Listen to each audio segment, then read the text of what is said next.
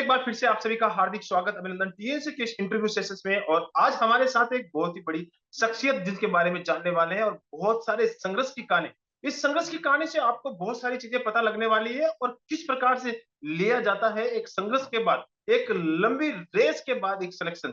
तो सबसे पहले बहुत बहुत बधाई और शुभकामनाएं Umesh ji. Thank you sir, thank you.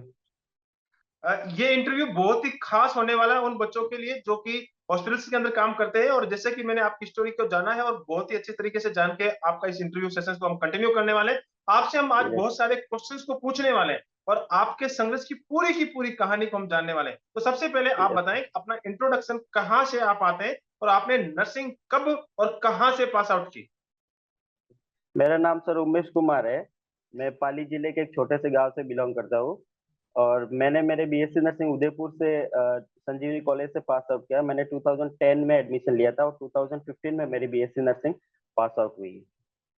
Okay, बहुत ही अच्छी बात बताइए कि 2010 और 2015 आपने 15। पास आउट किया और 15 के साल बाद आपने 22 के अंदर आपने सक्सेस लिए। एक यस बहुत ही सर। बड़ा जो एक टाइम रहा है 15 से लेके 22 के बीच में, लगभग अगर कहें तो 7 साल।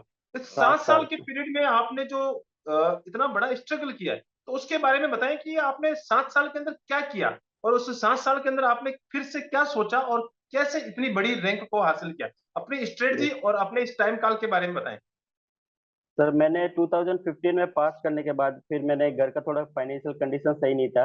इसके लिए पास होने से रिजल्ट आने से पहले ही मैं जॉब के लिए चला गया था, इंटरव्यू देने के लिए। मुंबई गया था मैं। मुंबई में कार्डिनल ग्रेसियस हॉस्पिटल है। फिर मैंने वहाँ पे ज्वाइन किया एज ए नर्सिंग स्टाफ। फिर उस टाइम वो मेरे को 12,000 रुपये सैलरी देते थे। उस टाइम 12,000 बहुत थोड़ी ज़्यादा होती थी सर। तो मिल के थोड़े खुशी हो गई थी कि हाँ ठीक है, अब जॉब मिल गई। फिर 15, 16, 17 ऐसे करके 2019, 20 तक मैंने जॉब किया सर वहाँ पे। 5 साल मैंने जॉब की है एज अ प्राइवेट हॉस्पिटल में नर्सिंग स्टाफ के रूप में। फिर उसी बीच में मेरे एक दिल्ली एम्स की एक जॉब आई थी, तभी मेरा छोटे भाई का उसमें एज ए नर्सिंग ऑफिसर उसका सेलेक्ट हो गए थे।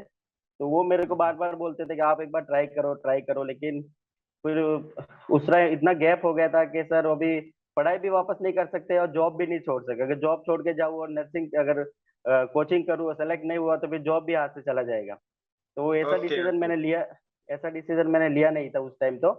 फिर घर से भी प्रेशर है, एक बार ट्राई करो, ट्राई करो, ट्राई करो। फिर फाइनली ओके, मैंने वो 2015 से लेके 2020 तक आपने कोई एग्जाम नहीं दिया और नहीं आपने दिया। ये चीज किया कि छोटे भाई को पढ़ाया और उसको सफल बनाने के लिए आपने मेहनत की और आप घर की जो इकोनॉमिकल कंडीशन को हैंडल करते रहे कि भैया कैसे भी करके ये जो टाइम है वो अच्छा हो जाए और छोटे भाई की जॉब लग जाए। और छोटे यस भाई सर। का जॉब एम्स में लगने के बाद छोटा भाई आपको कहता है कि भैया अब तो आप पढ़ लीजिए, आप मेरी तरह से बड़ा एम्स ले लीजिए। तो ये बहुत ही एक मोटिवेशनल स्टोरी है और रियल में एक बहुत ही शानदार, मुझे खुद को आपकी इस स्टोरी से मोटिवेशन आ रहा है। तो 2020 के बाद आपका नेक्स्ट टारगेट 2021 रहा होगा, तो यस 2021 सर। में आपने अपीयरेंस ली। तो 2021 के उसके बाद आप बताएं कि उसके आगे क्या रहा। तो सर 2020 के बाद मैंने उधर रिजाइन कर लिया। सब प्रेशर में कि सब बोल रहे थे आप कर दो कर दो। फिर मैंने छोटे भाई को बताया नहीं था कि मैं रिजाइन कर रहा हूँ, कैसा ऐसा।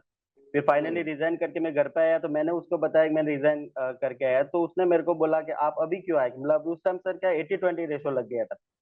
हाँ तो हाँ हाँ। उसने मेरे को बताया कि अभी 80-20 भी लगा हुआ उस टाइम। मैंने पहले बोला तभी आप आए नहीं, और अभी 80-20 लगाए तो अभी तो थोड़ा और मुश्किल हो जाएगा, मतलब 5 साल का गैप प्लस 80-20 थोड़ा मुश्किल हो जाएगा। तो फिर मैं बोला अभी देखते, अभी आ तो गए तो एक बार ट्राई करके देखते। तभी उस टाइम कोविड का थोड़ा टाइमिंग था। तो फिर मैं घर पे सेल्फ स्टडी करता था सर, ऐसा यूट्यूब बिल्कुल। पे देख के ऐसे ऐसे करके करता था। तो उस हिसाब से 4091 रैंक थी मेरी, 4091 रैंक थी ऑल इंडिया में। तो फिर उस टाइम तो सेलेक्ट नहीं हो गए थे। फिर बहुत ही अच्छी बात वो है, आपने देखो कितनी अच्छी बात है। 5 साल का गैप और उसके बाद फिर से आपने स्टडी की और एक रैंक आई है। लगभग 4,000 के करीब आपने रैंक ली थी। यस तो सर। दो इसमें आपको कोई भी एम्स नहीं मिला होगा। नहीं मिला सर, एक कुछ मिला नहीं। फिर उस बाद थोड़ा मैं डिमोटिवेट हो गया। मेरे को लगा अभी अपना नहीं हो गया। उस टाइम सर थोड़ा इनसिक्योर भी फील हो रहा था कि अभी हुआ नहीं तो आगे होगा नहीं होगा, क्योंकि भरोसा भी नहीं है और वापस अभी जॉब का भी लफड़ा, फाइनेंशियल कंडीशन भी ये थी। तो फिर ओके, मैंने उस समय आपको शायद डबल डीमोटिवेशन होगा। एक तो इकोनॉमिकल लॉस हो गया भैया भाई के कहने पे और हमने 80-20 और है, ऊपर से हमने एक बड़ा रिस्क ले लिया है, चलो यार चलो पढ़ते हैं। और उसके बाद यस इधर से सर। तो कोविड और है। चारों ओर से एक बहुत ही बड़ा प्रेशर आपके ऊपर आ गया था और प्रेशर आ सिलेक्शन गया नहीं था, हुआ। सही था। ओके, उसके बाद आपने फिर से ठानी, नहीं भैया जब तक तो इसको मतलब छोड़ेंगे नहीं, तोड़ेंगे नहीं, तब तक यस छोड़ेंगे नहीं। सर। वो वाला फिर आपने मांझी वाली बात अपना ली। तो फिर मेरा सेंटर सर जोधपुर था 2021 में। तो फिर मेरे फ्रेंड को बताया था कि यार इस बार तो नहीं होएगा, तो फिर मैं अभी, क्योंकि अभी तो उस टाइम फ्रेशर सब नए नए आते थे, अब तो पुराने हो गए थे, अभी उससे वापस पढ़ना सब अनकॉन्शियस माइंड में चला गया, अभी वापस लाना। तो उसने मेरे फ्रेंड ने बोला था कि एक बार और ट्राई कर, कोचिंग कर या कुछ सेल्फ घर से थोड़ा दूर जा कर, ट्राई करा, इस बार नहीं होएगा तो ओके, देखे ओके। फिर। बहुत ही अच्छी बात बता रहे हैं। मैं आपको इसके साथ-साथ मेरी भी एक इंटरेक्शन होता है। मेरी जो जिज्ञासा है उसने कहा 2021 के बाद आपने फ्रेंड ने सजेस्ट किया कि भैया अब तो कुछ करना चाहिए। तो आपने यस सर। एक रास्ता अपनाया कि भैया ऑनलाइन ही कुछ कर लेते हैं। तो वो रास्ता यस आपने सर। क्या अपनाया वो बताएँ? सर मैं फिर वो यूट्यूब पे देखता था क्लासेस, तो मैंने एक जोधपुर एम्स में हमारे यूट्यूब पे देखता था, एक फ्रेंड लगे हुए हैं, तो उनका एक वीडियो देखा था मैं। तो वो अपने वो उसी तरह आपको इंटरव्यू ले रहे थे आपके जैसे सर। तो उन्होंने भी बताया था कि मैंने टीएनसी से टेस्ट सीरीज ज्वाइन की थी, मैंने इधर से की थी, तो फिर मैंने भी सोचा कि टीएनसी मतलब अ, इस टेस्ट सीरीज के बारे में और भी मेरे कोचिंग के क्लास फ्रेंड्स ने बताया कि टीएनसी टीएनसी, मैंने नाम बहुत सुने थे टीएनसी टीएनसी, तो मैं बोला अभी एक बार आप ज्वाइन करके हाँ देख भाई, लेते, तो मैंने ये सर इतने सारे इंटरव्यू आ रहे हैं, ये है क्या चीज़? एक बार इसको है भी क्या। आज़माया जाए। हाँ सर, तो मैंने फिर आपको कॉल लगाया था, आपसे बात की थी पर्सनली, तो आपने बोला था एक बार हम बिलीव करके देखो, अगर नहीं होएगा तो ये, तो फिर मैंने आपको, फिर मैंने वो ज्वाइन कर दी थी सर टीएनसी। ओके, बहुत ही अच्छी स्टोरी आपने एक स्ट्रेटजी बताई है और रियल में एक बहुत ही शानदार मोटिवेशनल स्टोरी है कि 5 साल का गैप और उस 5 साल के गैप के बाद वापस से तैयारी करना और फिर भी एक बहुत ही अच्छी नौसर 2021 के अंदर ही आपने एक रैंक अचीव की और उसके बाद आपने बोला नहीं, करना तो कुछ बड़ा ही है। इसके साथ आपने इंटरव्यू देखे, इंटरव्यू से आपने एक मोटिवेशन लिया और वापस से तैयारी की। तो यस वापस सर। से जब आप तैयारी कर रहे थे और टीएनसी के साथ आपने जुड़ाव लिया, तो टीएनसी के जब आप टेस्ट सीरीज दे रहे थे, टीएनसी के वीडियो एमसीक्यू रेस्टल आप देख रहे थे, तो यस सर। क्या-क्या चीज़ें आपको अच्छी लगी और किस प्रकार से आपने 2022 के लिए स्ट्रेटजी बनाई कि भैया हाँ, इस बार 2022 में तो अच्छी रैंक लानी ही लानी है। तो क्या आपने फॉलो किया?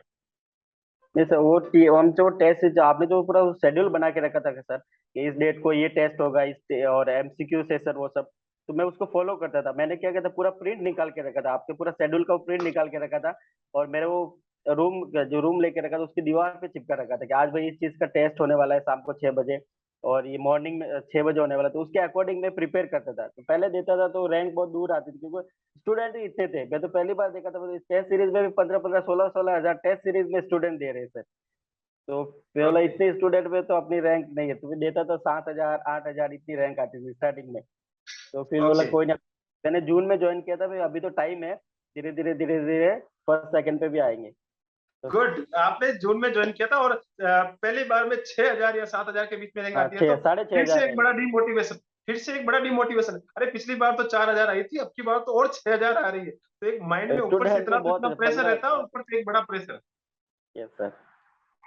ओके, वो सब प्रेशर को किस प्रकार से हैंडल करते गए कि भैया इतना बड़ा 7,000 आ रही है, तो धीरे-धीरे 7,000 से धीरे-धीरे बढ़ना शुरू हुई होगी, तो अच्छी रैंक कब आई? अच्छी रैंक फिर मैं वो कंटिन्यूटी रखी थी, मैं डेली टेस्ट सीरीज देता था, मैं कभी उसके बाद में मैंने कभी वो स्किप नहीं किया, डेली देता था।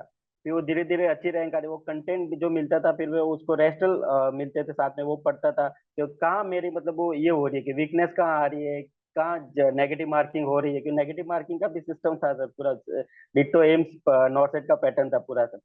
तो फिर उसके हिसाब से पता चला कि यार ये चीज अपने को नेगेटिव हो रही है, या फिर ज्यादा अटेम्प्ट किए जा रहे हैं अपन से ट्यूशन। तो फिर वो धीरे धीरे धीरे वो प्रॉब्लम सॉल्व हुई मेरी सर। तो फाइनली ओके, फिर मैं देता रहा, तो अब मैं सर बहुत ही अच्छी फाइनली स्ट्रेटजी आप देता बता था। रहे हैं और ये रियल में एक मोटिवेशनल स्टोरी है कि धीरे-धीरे मैं हमेशा एक कंटिन्यूअसली स्टेप बाय स्टेप चलता गया और इस स्टेप्स के साथ-साथ आपको पता लगती गई कि आपकी कमियाँ कहाँ हैं, नेगेटिव यस सर। मार्किंग कहाँ हो रही है, कहाँ पे आपको ज़्यादा और मजबूती के साथ काम करने की ज़रूरत है और वो आप हमेशा चलते गए और साथ ही साथ आप वीडियो एमसीक्यू वाला पेज भी आप फॉलो करते रहे। ये यस बहुत सर, ही वो भी अच्छी देख बात है सकते। और एक चीज़ और बताएँ कि साथ में एक वीडियो एमसीक्यू वाला बेस था, तो उससे यस सर। आपको क्या आउटकम आया उसके बारे में बताएँ? उसके वो उसका कंटेंट वो सब एक मतलब अच्छा था, वो समझाने का तरीका वो सब अच्छा था सर, और जो भी पढ़ते थे वो जल्दी समझ में आता था, तो वो सब कंटेंट सही था सर उसका। बहुत ही अच्छी बात बताई है कि एक जो पढ़ाने का तरीका होता है वो बहुत ही अच्छा तरीका सर। तरीका था। बहुत अच्छी बात यस है। सर। और चीज़ें मैं जानना चाहता हूँ कि आपने जैसे टीएनसी के साथ आप कंटिन्यू चल रहे थे और यस टीएनसी सर। के साथ आपका लगातार जो जुड़ाव था, तो आपकी रैंक ऊपर नीचे होती थी। तो कभी यस सर। लगा कि यार इस बार तो 6 मार जाएँगे? नहीं तो वो एक्चुअली मैं टीएनसी की टेस्ट सीरीज देता था, तो मेरे को हमेशा ये फील हो रहा था कि मैं नॉर्थ साइड का एग्जाम भी दे रहा हूँ। मैंने कभी ऐसा ओके, नहीं लगा कि मैं टीएनसी या मतलब किसी किसी सीरीज दे रहा हूँ, ऐसे लगा नॉर्थ से दे रहा हूँ।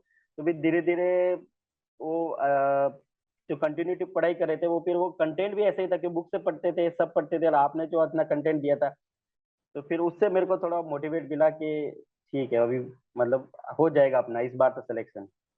Good, good, good. और सारे दर्शक इस इंटरव्यू को देख रहे हैं, वो आपसे जानना चाह रहे हैं कि कौन-सी शिफ्ट के अंदर आपका पेपर था? मेरा सर सेकंड शिफ्ट का था पेपर।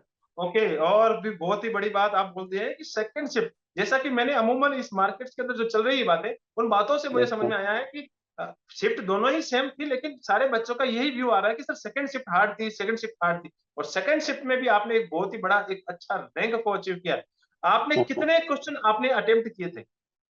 मैंने सर वो समथिंग 175 अटेंड किए थे। ओके 175 क्वेश्चन आपने अटेम्प्ट किए थे और इतनी अच्छी यस रैंक सर। को आपने हासिल किया है। एक और सवाल आपको अभी कौन-सा एम्स अलॉटेड हुआ है? मेरे को सर एम्स राजकोट अलॉट हुआ है सर। मेरा फर्स्ट प्रेफरेंस वही था, और मेरे को वही अलॉट हुआ है। ओके, बहुत ही बड़ी बात है ये और उस भाई के लिए जो आपके छोटे भाई है, अब तो वो एम्स दिल्ली में है और आप एम्स राजकोट और घर के अभी आप सबसे नज़दीक में हैं। यानी आपने एक यस सर। अच्छा बहुत ही बड़ा भले ही ज़रूर लेट हुआ है, ज़रूर आपने मेहनत थोड़े लेट से शुरुआत की थी और लेट से शुरुआत करने के बाद एक बड़ा बिग असेसमेंट बिग अचीवमेंट माने तो आपने हासिल किया है और आने वाले फ्यूचर सीनियर नर्सिंग ऑफिसर और असिस्टेंट नर्सिंग सुपरिटेंडेंट की पोस्ट पर आप जाने वाले हैं। तो इसके लिए भी मेरी तरफ से अग्रिम बधाइयाँ एवं शुभकामनाएँ। आप थैंक यू जल्द सर। वहाँ थैंक पे यू। प्रमोशन लेंगे थैंक यू सर। और कहते हैं ना कि बड़ा भाई हमेशा बड़ा ही रहेगा, तो वो नहीं तो बात सही बात आपने निभानी मेरे है से भी बड़े क्योंकि बड़े भाई आपका भाई छोटा है और वो हमेशा एम्स दिल्ली में नर्सिंग ऑफिसर रहेगा, लेकिन आप ज़रूर सीनियर नर्सिंग ऑफिसर और एएनएस तक पहुँचने वाले हैं। मेरे से बड़े भाई भी है सर, और वो मुंबई में है, उन्होंने भी मेरे को बहुत सपोर्ट किया इसके लिए। उनकी वजह से मैं फिर वो छोड़ के आया। तो करता है। मैंने सर 2015 पास करने के बाद सिर्फ 2 ही अटेम्प्ट किए सर, 2021 का 2022 के बीच में ना तो मैंने सीएचओ का एग्जाम दिया, ना एसजीपीजीआई, जिपमर कुछ भी एग्जाम नहीं देता सर, क्योंकि मेरा जो एम था वो एक सही था कि मेरे को एम्स ही चाहिए। ओके, एक टारगेट बना लिया था कि भैया कुछ भी करो, एम्स चाहिए तो चाहिए, बस उसी के लिए चाहिए। आपने बहुत ही शानदार मेहनत की है। रियली ये मैं एक इतने सारे इंटरव्यू कर चुका हूँ और इस इंटरव्यू में एक बहुत ही बड़ा इंटरव्यू, एक बहुत ही शानदार स्टोरी, इसके लिए मैं आपको दिल से सैल्यूट करता हूँ कि आपकी मेहनत को सैल्यूट करता हूँ कि इतने साल बाद एक प्रैक्टिस प्राइवेट हॉस्पिटल की प्रैक्टिस के बाद इतना बड़ा रैंक लाना रियली एक बहुत ही बड़ी ग्रेट थिंकिंग है। इस इंटरव्यू को थैंक यू सारे सर। बच्चे देख रहे हैं और जो जितने इस इंटरव्यू को देख रहे हैं, जो प्राइवेट हॉस्पिटल में इस समय काम कर रहे हैं, बहुत सारे बच्चों की मजबूरी होती है, बहुत सारे बच्चे सारी कंडीशन सेम किसी की नहीं होती है, तो बहुत सारे बच्चे प्राइवेट हॉस्पिटल के साथ कंटिन्यू करते हैं। तो उन बच्चों के लिए आप क्या संदेश देना चाहेंगे कि भैया प्राइवेट हॉस्पिटल के साथ में या तो पढ़ाई करें या प्राइवेट हॉस्पिटल छोड़ के पढ़ाई करें, जैसे भी आपकी जो सजेशंस हैं, उन बच्चों के लिए एक आप सजेशन दें और आपका रिकॉर्ड वो तोड़ सकें। सर एडवाइस तो कुछ नहीं, ऐसे ही बोलूंगा कि सर प्राइवेट हॉस्पिटल तो आप कभी भी कर सकते हैं सर, पूरी लाइफ टाइम अपन के पास जॉब है। 60 प्लस जाएंगे, 60-55 जाएंगे तो भी प्राइवेट में जॉब कर सकते हैं। बाकी एम्स जो गवर्नमेंट अगर वो 33 के बाद में अपन को नहीं लेगा, तो एज निकल जाने के बाद सिर्फ वो रिग्रेट ही होगा कि यार एक बार मैंने भी अगर ट्राई की होती तो क्या पता हो जाता। तो एक बार आप जरूर ट्राई करो, सिर्फ अब एक वो एक डिटर्मिनेशन होना चाहिए उसके लिए। हो जाएगा, आज नहीं तो कल होएगा। मैं मेरा भी 2021 में नहीं हुआ, तो फिर मैंने सोचा आज नहीं तो अगली बार और ट्राई करेंगे, लेकिन हो जाएगा। ओके रियली दिल से सैल्यूट बहुत ही अच्छी बात बोली है कि भैया जरूर जरूर आपको डिटर्मिनेशन के साथ आगे बढ़ना चाहिए और एक आपने बहुत ही शानदार आपने एक बात बता दी है कि भैया 33 की जो एक एज होती है या हर एक कैटेगरी की अलग अलग एज होती है हाँ सर, उसके मैं बाद ओबीसी से आपको बिलोंग। प्राइवेट हॉस्पिटल का ही रास्ता दिखता है यस आपको सर। उस एज तक तो आपको दमखम लगाना चाहिए एक अच्छे इंस्टीट्यूट के लिए और एक बहुत ही शानदार आपने एक उनको सजेशन दिया कि हमेशा टीएनसी के साथ आगे बढ़ेंगे कंटिन्यूटी रखेंगे तो श्योर यस सिलेक्शन सर। होगा ही होगा और एक अच्छी रैंक के साथ सिलेक्शन होगा। इस इंटरव्यू सेशंस में आने के लिए आपका बहुत-बहुत धन्यवाद और इतनी सारी बातें बताने के लिए बहुत-बहुत धन्यवाद। रियली ये स्टोरी आने वाले जितने भी प्राइवेट हॉस्पिटल में जो काम कर रहे हैं और जो नर्सिंग एस्पिरेंट है, जो आगे की जितने भी एम्स की तैयारी कर रहे हैं, उनके लिए बहुत ही शानदार होने वाला है। तो उमेश जी, आपको ओके, फिर ओके। से बहुत-बहुत बधाई और शुभकामनाएँ। आप हमेशा ऐसे ही आगे बढ़ते रहें, अपने परिवार का नाम रोशन करते रहें, अपने इंस्टीट्यूट का नाम रोशन करते रहें, साथ ही साथ देश का नाम रोशन करते रहें। जय हिंद, जय Bharat, thank you Vande sir. Mataram. Thank